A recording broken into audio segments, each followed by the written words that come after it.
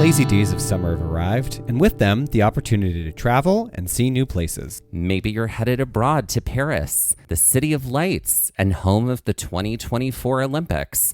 Or perhaps your journeys are taking you south of the equator to Peru for an epic hike to Machu Picchu, or to Bolivia to see the salt flats of Uyuni. Or maybe like us, you're finding your travels are closer to home on the trails of a national park, like Mount Rainier, Shenandoah, or Yosemite. From hikes to hotels to the best spots to eat, Moon Travel has you covered. From excellent first-hand experience from authors who are local to the areas they are writing about, to wonderful maps and great recommendations, Moon Travel Guides give the reader so much more than other travel guides on the market. That's right, and we are so excited that this year we are again partnering with Moon Travel. Through this partnership, through the end of 2024, our listeners can get 20% off any Moon Travel Guide when they use the code GAZE24 at checkout. That's code GAZE24, GAZE24 for 20% off any Moon Travel Guide in Moon's entire library, and you actually will not find this deal anywhere else, everybody. Head to our show notes to check it out and see Moon's entire collection of guidebooks. So ready to cross something off your travel bucket list in 2024? Have a lot of great ideas for trips, but don't know how to get started or keep your itinerary organized? Wherever your wanderings may take you or inspire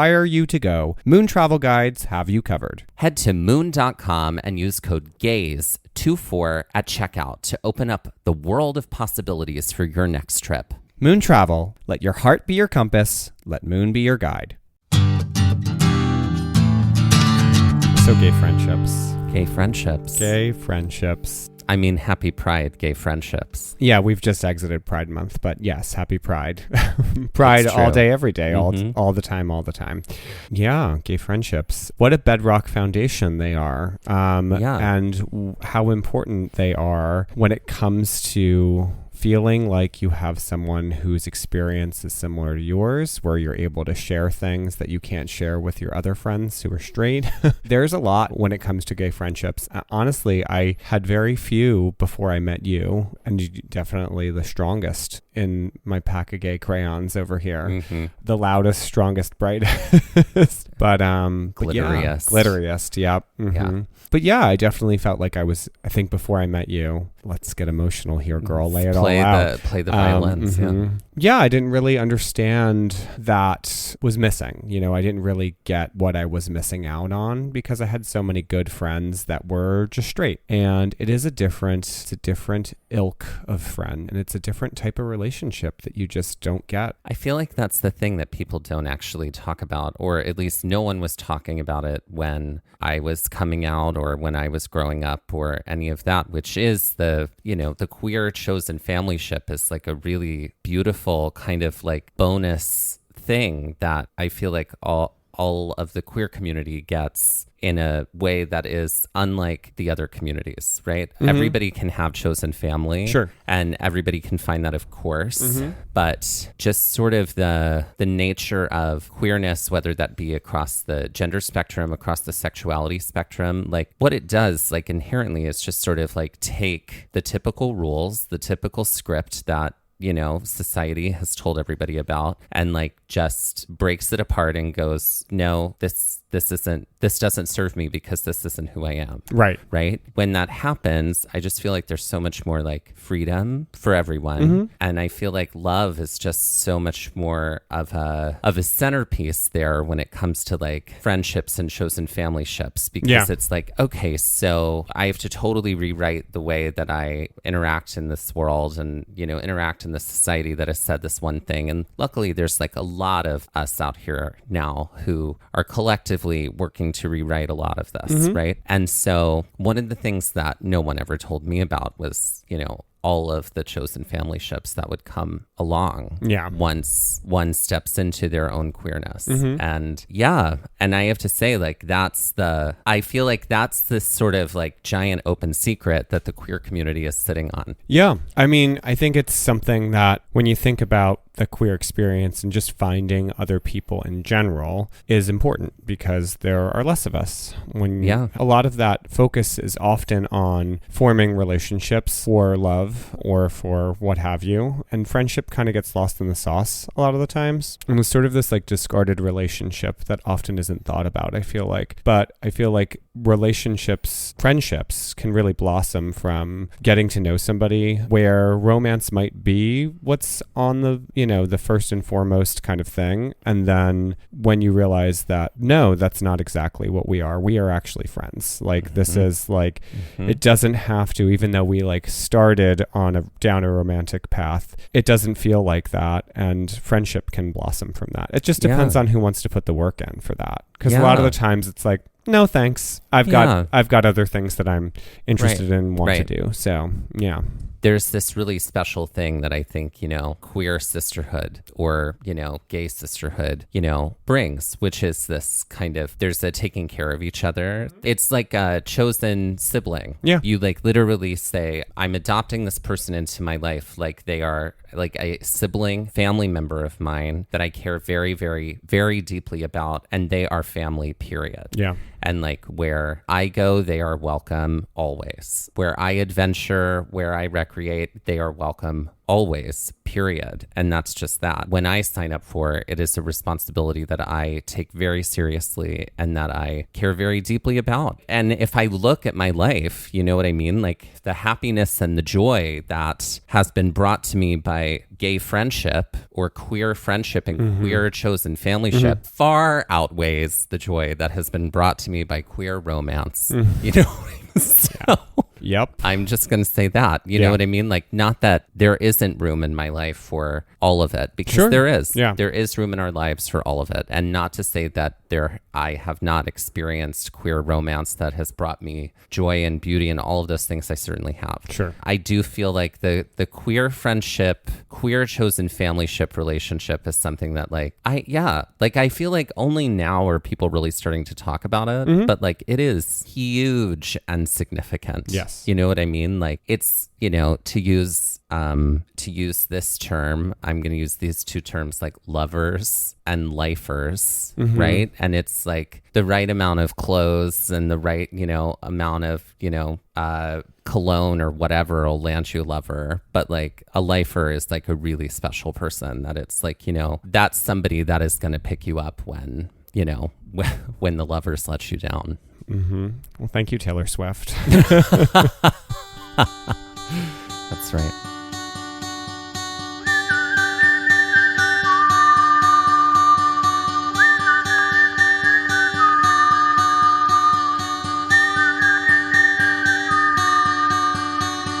Looking for adventure, I want to follow on the trail, or get a little lost and let the wind fill my sails. Get up when the stars still fill the sky, don't wake the sun. There's so much to be done, and the day has just begun.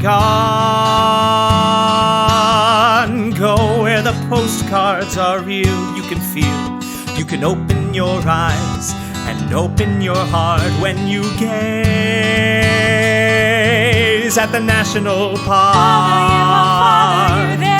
At the national park. At the national park. Follow you, I'll follow you there.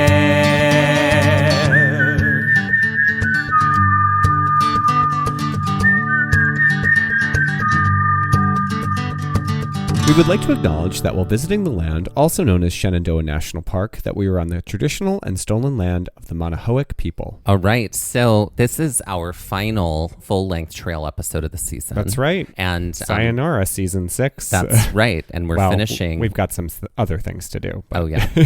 We're finishing up the season in Shenandoah. If you are jumping in to the podcast right now, we do always end every season with our 4 summit episodes. It's true. Where we look at all of the parks and trails of the season in like one place. And we look at them through 4 different lenses, and that's visitorship, environment or wildlife, history, and then also hiking trails. That's right. And that's the Cliff's Notes episode, where it's like we're going to talk about every trail this season all in one place. And so if you really want to ace that test, that's the study guide. That's right. But here we are in Shenandoah National Park.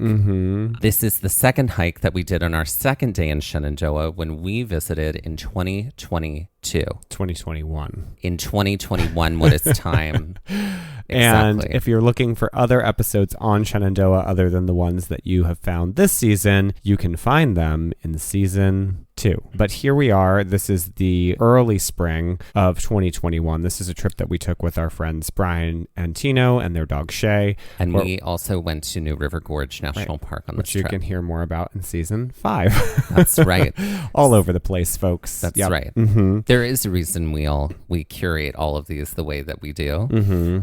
There is a method to the madness, but also a very easy way to find all of our episodes is you can click the link here in, the show notes of this episode, or go to our Instagram. It's going to be there, and go to our episode finder. It'll take you right to all of the episodes in Shenandoah National Park. Right. So if you joined us on our last episode 120, you heard all about our hike up Hawksbill Mountain, which was something that we had wanted to do for quite some time and had been recommended to us. And it was really, really wonderful. This was a day where we did not bring Shay, Brian and Tino's dog, with us because we were going to hike another hike, which was Dark Hollow Falls. And we didn't really want to do any more big exposed areas after doing Hawksbill Mountain. So we decided to have a little bit of a change of pace and make our way to Dark Hollow, which is a little bit more shelter, a little bit more similar to kind of Big Rock Falls in that we'd be under heading the canopy. Down. Yeah,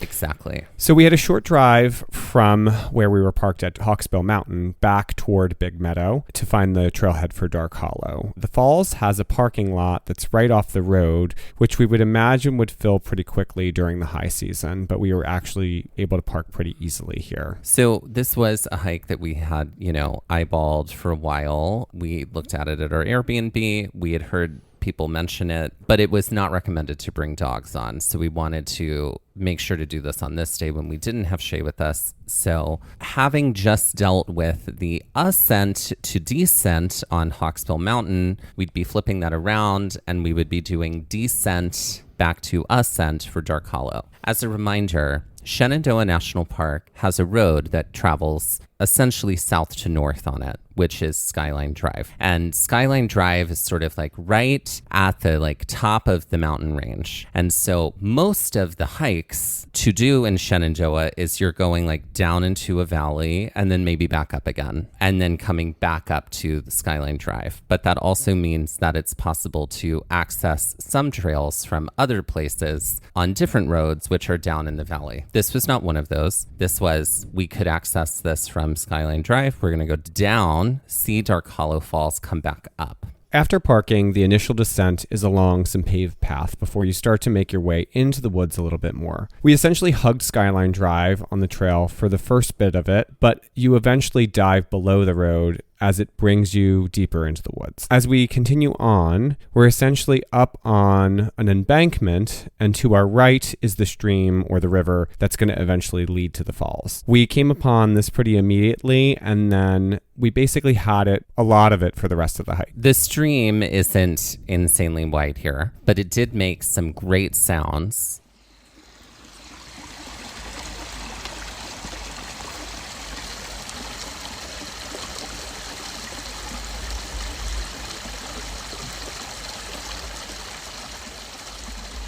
But you could definitely lay across the stream and there'd still be room on either side. So it was wide enough, but it wasn't a tiny little rill going through the forest. It was a proper stream. It was definitely a nice companion on the trail too as we hiked. I really like anytime there's water. It's very kind of tranquil and peaceful to have that along as a companion on the hike. I think we were all glad that we were going to have a second waterfall hike on this trip, specifically in Shenandoah, because we had done a waterfall hike when we were in New River Gorge. And I was very curious to see how these two waterfalls were going to differ from one another. The decline is pretty immediate and it's pretty continual.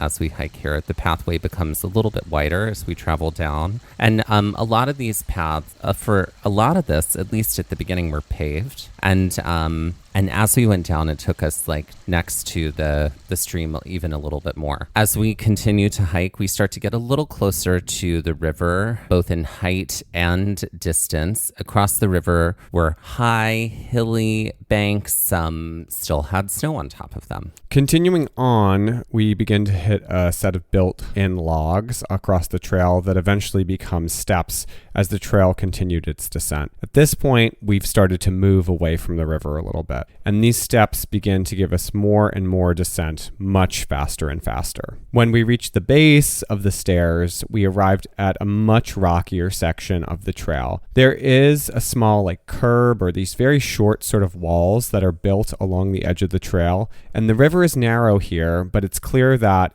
when it was higher, it probably has room to spread out, and I think those probably curbs and walls were there sort of as a boundary to the river. So we're able to, as we kind of make this descent, get a little closer to the river here again. So we continue to head down this rocky section, which is punctuated by like a bunch of log steps here. And it does make the descent a little bit easier on us. I really liked this section of trail. It's descent on stairs that are a little bit rough, but I really enjoyed it. There was definitely some in and out up near some rock. As we continue to make our way down, we do transfer to a bit of a softer forest floor soon and then continue decline because the decline didn't stop. And this is like not long after this is where we hit our first kind of falls. We get much closer to the river for this. As we continue to move back to more forest trail, we hit an embankment, and there's essentially a railing here, which gives you a really clear view of the falls from the top. So this is Dark Hollow, but it's the very top of the falls, and it's kind of like this built-in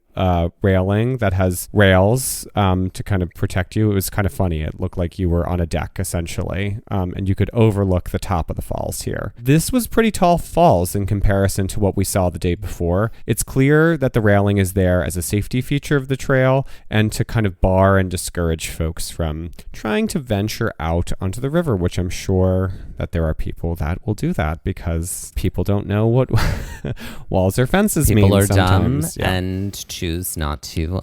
They choose chaos. They choose chaos. Mm-hmm, mm-hmm.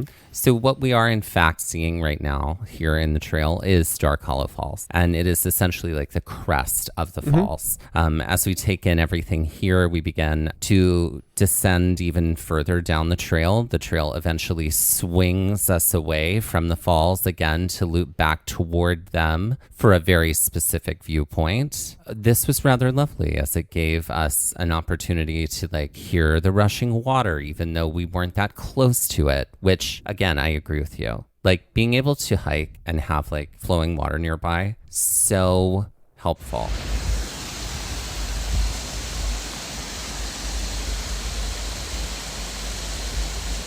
Some people get lost easily. Sure. You always have that as a signifier. Sure. You know? Yeah. I think it's also very down-regulating for your nervous system to have water. It's tranquil, you Absolutely. know? Absolutely. As we continue down the trail, we came to another lower viewpoint on the falls. But along the way, the trail became a little less of a soft earth, and there were definitely some craggier parts that we had to deal with, and some kind of like ankle twisty rocks. For the most part, we hadn't experienced on the upper part of the trail. So this was a great time to be on the trail, because a few things were going on at the same time. The water was fully flowing in the river, so there was a lot of like icy things happening in these mossy boulders that were on the edges of the trail, which was really fascinating because we had descended so far here, and when we were on the hike for Big Rock Falls, we really had stopped seeing ice and snow at a certain point on the trail. So it was interesting to have this dichotomy happening at the same time. Something I want to touch on right here is that, speaking of water being very tranquil on the trail, absolutely it is. But there are also like visual things about hiking that are just like obviously bring so much like peace, calm, perhaps to one who is hiking. And we are definitely people who notice the details, and the details are the things that activate us, right? Like being able to see moss, being able to see icicles, being able to see snow, being able to see all these different things. But one of the things that I know you and I love is when we see like two elements like this come together and engage with each other, like moss and icicles. Yeah. It's like, when are you really going to get like that interaction? You often don't. You often don't. Yeah. So the fact that it's happening is like really super cool, super interesting, super delicate. That it's and like a very fascinating exchange of texture. Yeah. And it's like, I mean, that's the stuff that like a trail like this can really offer. And depending on the season, yes. Depending on the season. Yeah. But like in this moment, right? Like when people are like, oh, I don't know that I want to necessarily like go on that trail at this time of year because of yada yada, it'll be too cold. There will still be yada yada, blah, blah, blah. It's like, sure. Yes, but also, what are you going to get there right then in that moment that you won't be able to get at another point in time? Moss and icicles interacting together is something we got that was very special. Yeah. As we swung closer to the river again, there was plenty of boulders along the edge of the river, which blocked you from getting too close. I mean, obviously, you could climb on top of the boulders if you wanted to see the river, but honestly, there's no reason to do this. Also, boulders that are wet and slick and damp, just like dangerous and all over generally. The falls at this lower viewpoint were so incredibly majestic. There were like different viewpoints to like take in the falls, like right here in this section, but they were like so striking, like on the rocks, on the river, like, and they were creating all these kind of like separate cascades as like the falls were coming down. This is also where the trail is pretty steep. We again encounter stairs that are built in through logs across the trail. There are a few switchbacks here as we continue to wind our way down to the bottom of the falls. And when we get there, we have a few choices of what to do next. And with that, let's take our first break. During the months of May and June, we are highlighting the work of LGBT+ outdoors in our community effort to showcase organizations who are working towards social justice, environmental action, and more inclusive public lands. LGBT+ Outdoors' mission is all about connecting members of the LGBTQ+ community through the outdoors, strengthening the ties of the community, and fostering a love of the outdoors while doing so. Along with creating community among queer outdoor adventure seekers, LGBT+ Outdoors seeks to break down stereotypes and remove barriers for the LGBTQ+ community in what is traditionally a heteronormative outdoor industry. LGBT+ Outdoors is committed to not only this, but sustainability practices in the outdoors, including environmental stewardship, inclusivity and accessibility, and collaborative partnerships. Make monthly charitable giving a trend in your life in 2024 and help to support LGBT+ Outdoors this May and June. Visit the link in our Instagram bio for more information. Or go to www.lgbtoutdoors.com/donation form. Okay, so we're actually playing a game we haven't played in a while. We're playing One Has to Stay. All right, I'm going to give you 3 things. You have to pick one of them. Okay. So here we go. One has to stay. You have to open up and operate one of those pottery studio places where everything is pre-created and people just paint them and they don't do any shaping. It's sort of like, paint and sip, but for pottery, you're going to have to open up one of those and operate it for at least 5 years. Okay. Or for 1 year, every Friday and Saturday evening at 10 p.m., you have to drive to Brooklyn. For 5 years, right? Didn't I say that? You said for a year. For a year. Yeah. You have to do that every Friday and Saturday night, 10 p.m. You have to drive to Brooklyn. Okay. Or for 1 year, every night at 9:30 for 45 straight minutes, you have to sit at your computer while I sit next to you and ask you to change tedium text on a website, just, adjust and edit and things like that. I would choose option 1. Option 1 seems like the least painful, even though it's 5 years. I'd be able to manage and do other things. So, yeah. I feel like we owe them some context here. Well, 1, driving to Brooklyn is, who wants to do that? No one. And then 2, you manage our website. Yeah. And whenever we build something on the website, we collaborate on what it should look like. Then Mike does the building. Then we come together so that we can have notes together. But at some point in the process, it becomes Let's go through literally every piece of text, every link. Let's click every link and make sure it all works. Let's review everything. And then whenever there are edits, it's literally just me saying the edit needs to be this. Let's change and like Mike is just making it happen. And it's very, very tedious. Yeah. And exhausting. Yeah. And you're just writing my name in your book of hexes the whole every time. day. Every day. Okay, great. Okay, for you, I didn't really necessarily think about time spans here. I just am thinking about, I'll add time to it since you did. Okay, so for a year, you have to go to an arcade on the boardwalk where all of the sounds on every machine are turned up to full volume, and it is packed with children that are all at separate birthday parties for a year. Every Friday night. You, for a year, are responsible for taste testing. You'll be working for a catering company, and you will have to put together sandwich trays and taste test them all. Every sandwich on the tray, at least one variety of before it goes out. And you have no control over what condiments are on them. That's for a year. And then for a year, you are unable to do any sort of birding at all. So that includes no applications on your phone, no photography, no gazing at the skies at all. You're actually living in the movie Bird Box, and you just have a blindfold over your head, over your face. I would say that it would be very hard because birds do make sound. You'll hear them anyway. Yeah, but you've been, the sound has been erased from you. Okay, so we're going with sandwich trays. Oh, interesting. I have to say, while this game is the same rules as One Has to Stay, I think we just essentially created it's like choose scenarios. your personal hell is what it is. Yeah. And I have to say, we're going with sandwich trays. Okay. Because at least I can be in a quiet room when that happens. At least I'm eating.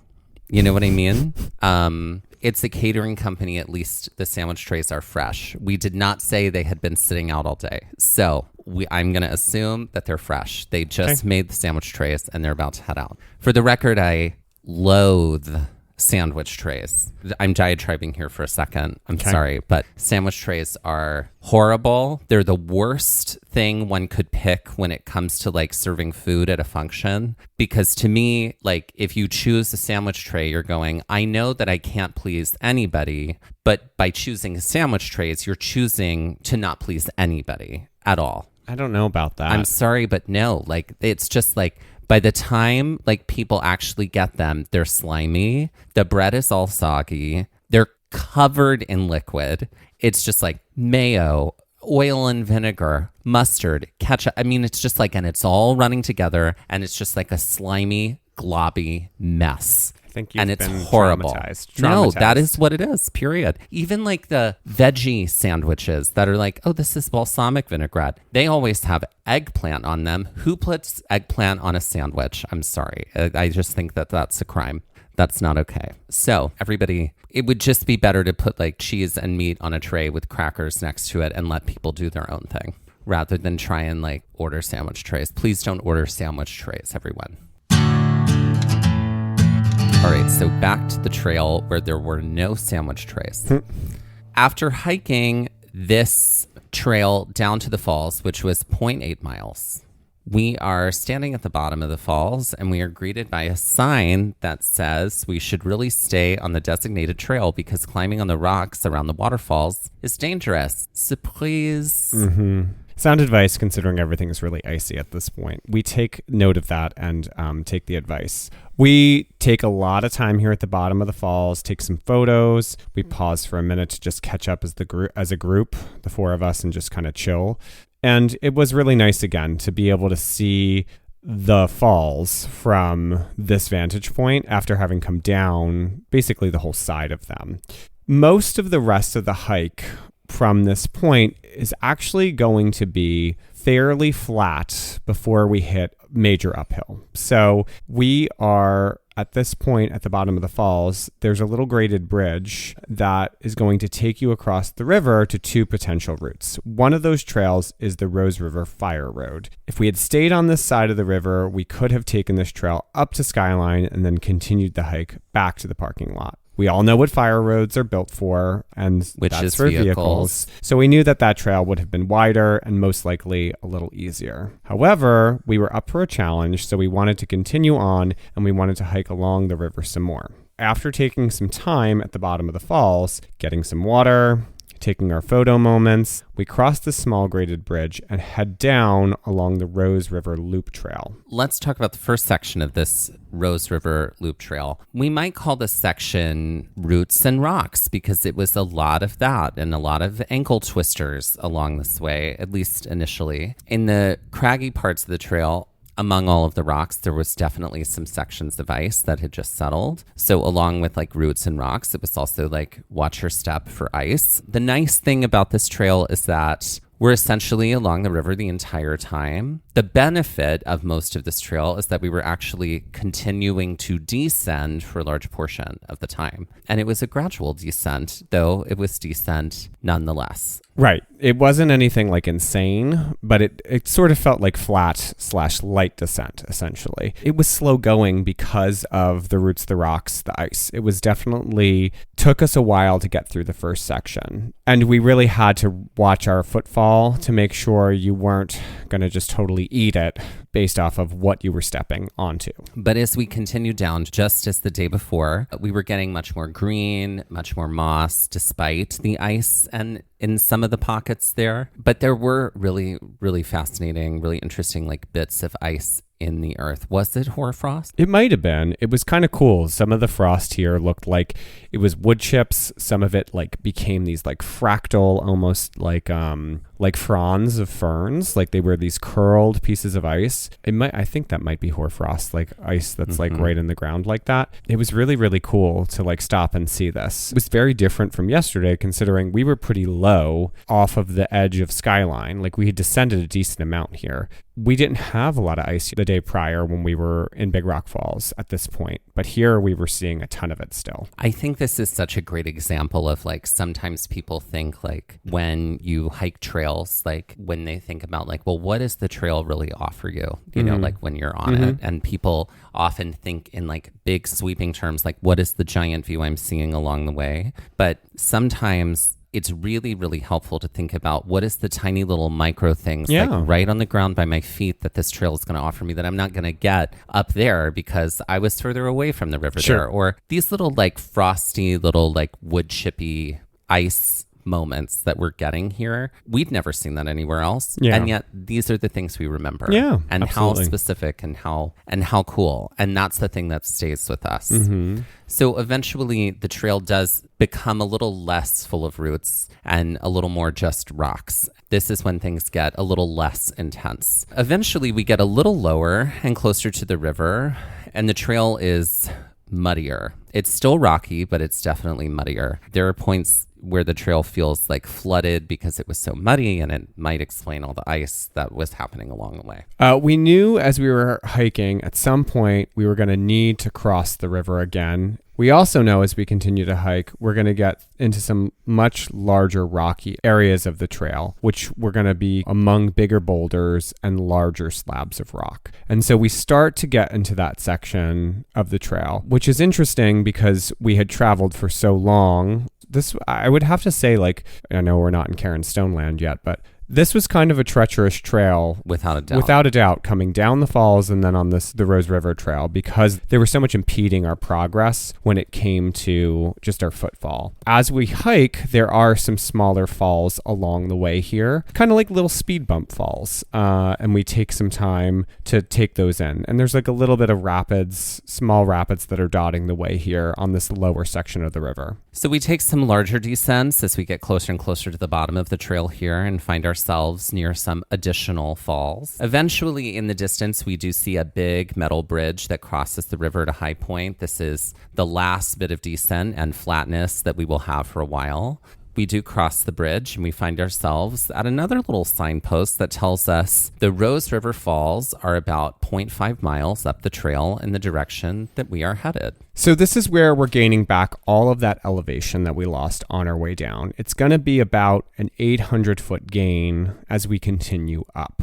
Again, most of the descent was coming down Dark Hollow Falls, and then we had that slight little bit of descent along the Rose River. But this is where we're going to basically get all of that back to head back to Skyline Drive. The trail here is a lot narrower, but there are a lot less rocks and it's a lot less wet for the most part because we are not as close to the river. We are above the river at this point. So this section of the trail heading back up towards Skyline Drive is about 5 switchbacks to the top. So the zigzag is going to help us gain some of that elevation back. We're in much wider forest areas here. The actual earth that's a little bit softer on the feet too. We're definitely taking a lot of breaks and stretching at this point. It had been a bit of intentional footfall before. We had to be very specific about where we put our feet. So as we continue and we hit the first switchback, we start to see some of the rockier sections of this trail that continues as we continue to get a little bit closer to the falls. This first switchback, we do get a little closer to the river, but we are definitely more elevated. Here, there are rockier steps along the trail that eventually bring us close to the Rose River Falls, which are really beautiful and much smaller than we had experienced with Dark Hollow or even Big Rock Falls. We take some time here as we take the falls in, and as we pass the falls, we end up on trail that is, again, much softer earth and, again, much more elevated above the falls. On our next switchback, which isn't too far past the falls, it gives us a little bit more gain, more rocks, more ankle twisters to be conscious of. We continue to, trudge our way up the trail again, and it shifts to wider paths, softer earth. And I think at this point, we were all starting to feel our wall just coming for each and every one of us. But we knew that getting back to Skyline Drive was only going to be one part of the journey here because we still had like a decent hike back to the car after we got there. We hit 2 more switchbacks before we saw another signpost, and this post is for the Skylands Big Meadows Trail, which was our return journey. This is a horse trail, but we didn't want to get on it yet because it was not going to swing us in the right direction. It was actually, at this point, the trail would have swung us further away from the car. So we continued to hike up on the Rose River Trail to Fisher's Gap, which was about another half mile from that signpost. As we got closer to Skyline Drive, we started to hear the road and feel a little relief after all of the gain that we had just done. We eventually did make it to a larger clearing section right before the roadway, which is where we encountered 2 women who were hiking and they were taking a break. I loved this moment because one of the women on this hike, she shared with us, it was her very first hike ever. Thought she was like crying because she was in pain. Right. Like we thought there was something wrong. So we checked in. Took the moment. Yeah. And she was like, no, I just like that we just finished and I've never been on a hike before. And I've been like saying all I've wanted to do is go on a hike. And I finally did it. And I'm just so proud of myself that I did it. And we were just like, yes, good for congrats. you. That's right. Yeah. That is a huge, huge thing. Right? Yeah. Especially for, we do it all the time, but like doing a hike at all, period, huge accomplishment. Yeah. Huge accomplishment. Yeah. Especially when it's, something you've been like eyeing and wanting to do for a long time. Especially when there's a lot of ascent and descent. It's not just a flat hike, There was work involved here. She was very proud of herself. She was. We were so thrilled and we sat there and congratulated her, asked her questions about, her favorite parts of the hike, what was on it that she enjoyed. And her and her friend were just like, they were resting on these 2 boulders because they were like, oh my God, we made it to the end and we're exhausted. Yeah. I was like, we get it. I get it. Yeah, we get it. And with that, let's take our second break.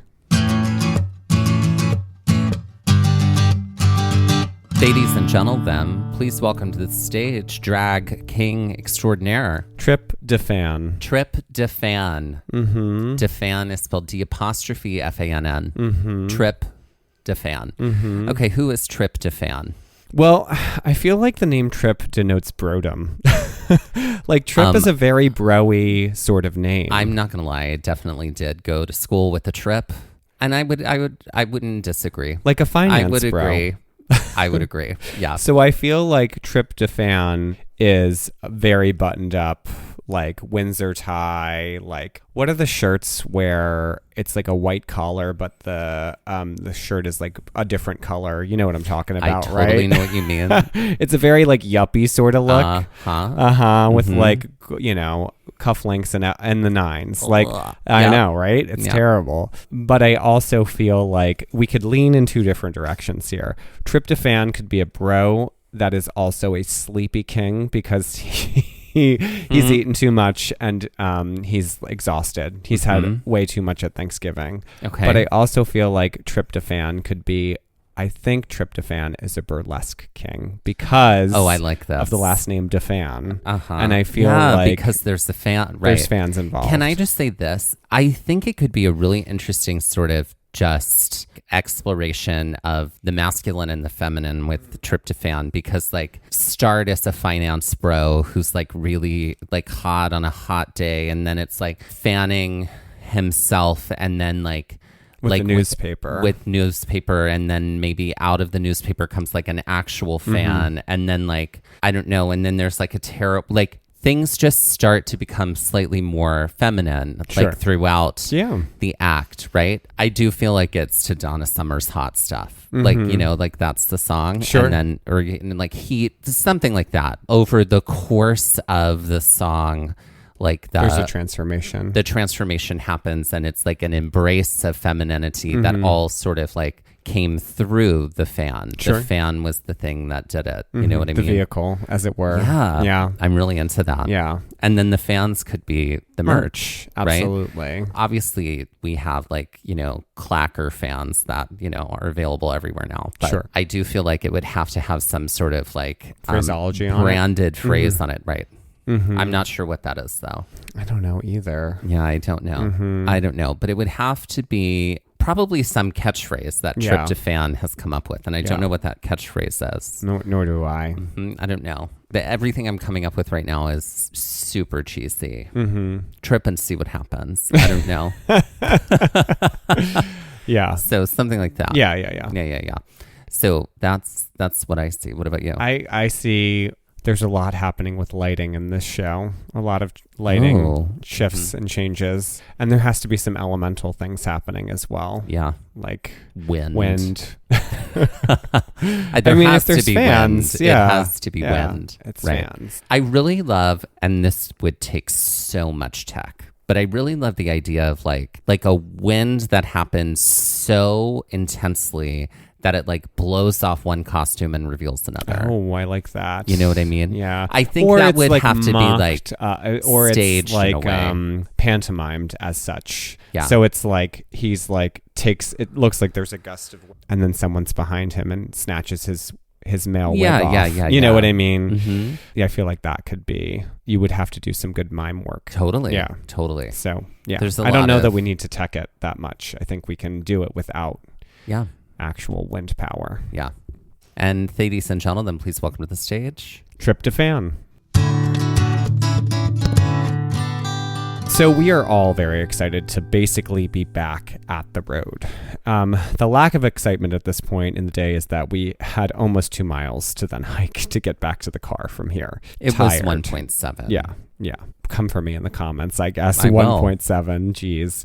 In order to do that this... 0.3 makes a difference at the end of the day. In order to do this, we had to hike the Skyland Big Meadows Horse Trail, which I had previously mentioned that we had seen kind of the fishtail end of when we were hiking up the Rose River Trail. The only benefit is that this trail is wider and a little easier on our feet. The drawback is that we had still to gain elevation to get kind of like to the crest of this. So from the confluence of trails where we met our first time hikers, we had to cut to the left to get on the Skyland's Big Meadow Trail. The nice thing here is that most of the gain of this trail would be like initial gain, and then we would hike a ridgeline that was directly above Skyline before we gained a little bit more and dropped back down to the parking lot at Dark Hollow Falls. I think the only thing that was driving us at this point was the thought of the hot tub. Yeah, back at the Airbnb. The Airbnb, yeah. This was a lot of trudging along and a lot of bitching. A lot of cursing. After we had crossed Skyline Drive. We were just tired. Yeah. Yeah. And after a few more, 100 feet of elevation gain, it was about 300, we began to like level out and could actually like see Skyline Drive again. This did give us a little bit of hope. As we continued to hike, we eventually found that it was a very peaceful walk in the woods in Shenandoah, which means deciduous trees all over the place. Eventually, we made our way back to the final bit of incline that had less of an impact on our trek than the first bit. As we reached the crest of this incline pretty quickly, it was literally all downhill from here back to the parking lot. And that is saying something, as the decline wasn't much, even though we had gained elevation. So had Skyline Drive. So we had climbed up to kind of get on this ridgeline, but Skyline Drive had also elevated at the same time. When we had to come down, we weren't actually descending that much back to the roadway. After getting our bags off and getting back to the car, we made our way into the visitor center, marched our little hearts out. This was also a moment when we ended up getting gas, because Shenandoah does have a gas station up there at that visitor center. It makes sense because Skyline Drive is very, very long. It would be very easy to run out of gas. Yeah. After a long day at the park, we headed back to the Airbnb, got right into the hot tub, and also enjoyed the wood burning stove that was available at that Airbnb. And then, of course, some more rounds of Uno. Get her.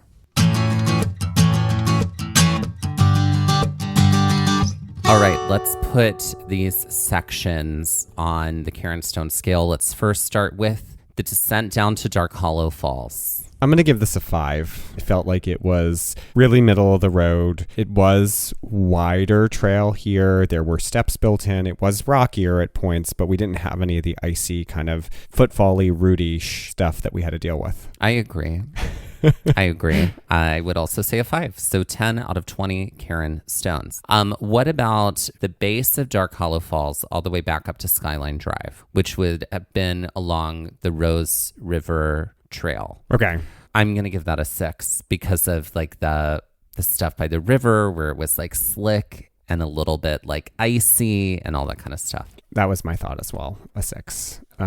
Because especially that initial part was just hazardous, I feel like. Even if it wasn't icy, it was a lot of watching footfall. You have some flat sections, and then there's a lot of ascent here. So, yeah.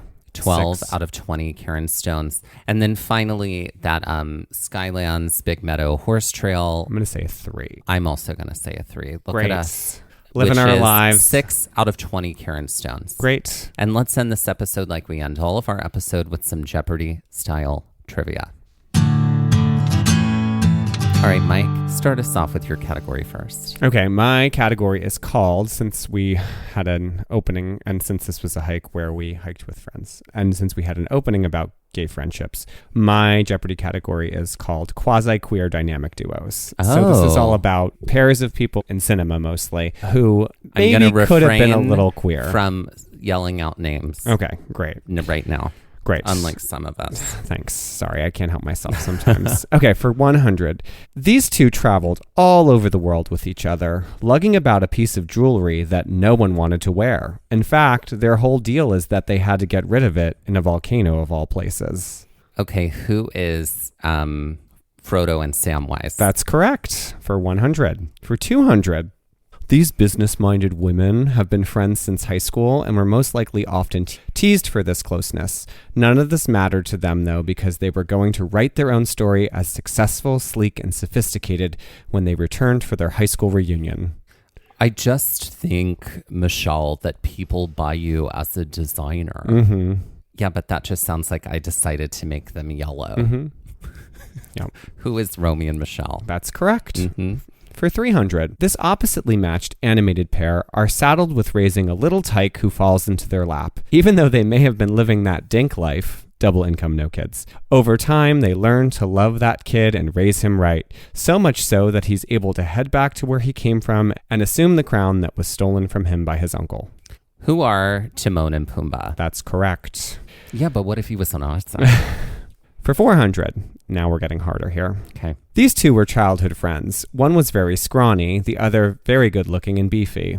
Once the scrawny one got buff, though, through science, these two became a dynamic, Nazi-fighting team with so much patriotism. Even being frozen in ice for over 60 years couldn't keep these two superheroes apart. Okay, one is Captain America. That's correct. And the other is Tony Stark. No. Whoever his friend is. Who's played by Sebastian Stan. Don't know her. Oh, okay. I mean, I know Sebastian Stan. It's Steve Rogers and Bucky, or Captain America and the Winter Soldier. Oh, I thought Captain America was the Winter Soldier. No. I was like, oh, he's the soldier at winter in this one. No. No. Okay, so there's a different character that's considered the Winter Soldier. You can tell Bucky. I've seen this Yes. film. Uh-huh.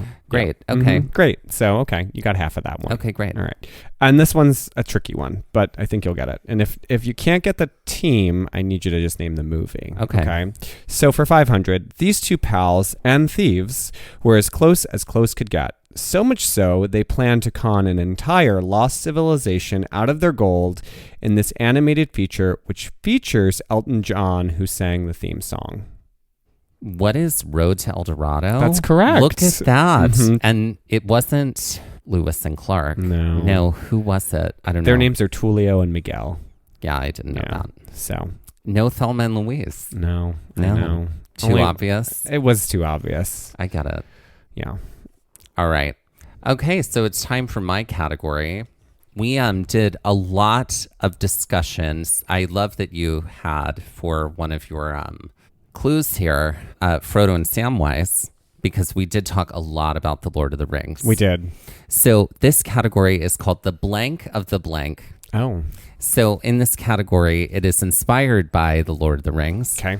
So the first blank is going to be some royal title. Mm-hmm. And then the second blank is going to be a different piece of jewelry. Great. I love it. Okay, great. So are you ready? I am. For 100. If Elizabeth I or Elizabeth II were to reign over all of Middle Earth by owning this piece of jewelry worn around the wrist, she might be considered this. The Queen of the Bracelet. That's right. Mm-hmm. Or the Queen of the Bracelets. Mm-hmm. Correct. So they're always plural, pluralized. like rings. Uh-huh. For 200, if one of the members of Arthur's Round Table made a journey to destroy this piece of jewelry, popularized in the 90s and worn on the feet, they might be considered a this. What is the Knight of the Jelly Shoes? No, jelly shoes are not a piece of jewelry. Oh, what is the Knight of the Anklet? What is the Knight of the Tote Rings? There you go, the Knight of the Toe Rings. For 300, if William or Harry became the ruler of all due to this type of chunky, often gold bracelet worn on the wrist, they might be considered this. Well, I know the first part is the Prince of, but I'm stuck on chunky gold bracelet. Chunky bracelet, sometimes it's wood, sometimes it's enamel, sometimes it's gold, but they're big bracelets. Sometimes people wear a bunch of them together. What is the Prince of the Wristlets? Incorrect. What is the Prince of the Bangles? Oh, the Bangles. Mm-hmm. Like the band. Mm-hmm. Walk like an Egyptian, baby. For 400, if Maggie Smith, Judi Dench, or Angela Lansbury ruled over everything due to owning this piece of jewelry, also popularized in the 90s and worn on the feet, but just above the foot, they might be considered a this. What are the dames of the anklets? That's right. Okay. The dame of the anklets. Mm-hmm. For 500, and this is where it gets a little bit harder. Okay. If Anthony Bridgerton, with his title just above Baron, the title he received in season 2, and a title that features a silent S, if he ruled over all of Middle Earth by owning one of these ornamental jewelry pieces often worn on a lapel or a shoulder or at the front center of a gown. I don't know the first part, but the second part is brooches. That is correct. We were looking for what is the Viscount of the brooches. The Viscount. He is the Viscount. Mm-hmm. Of my heart. That's right.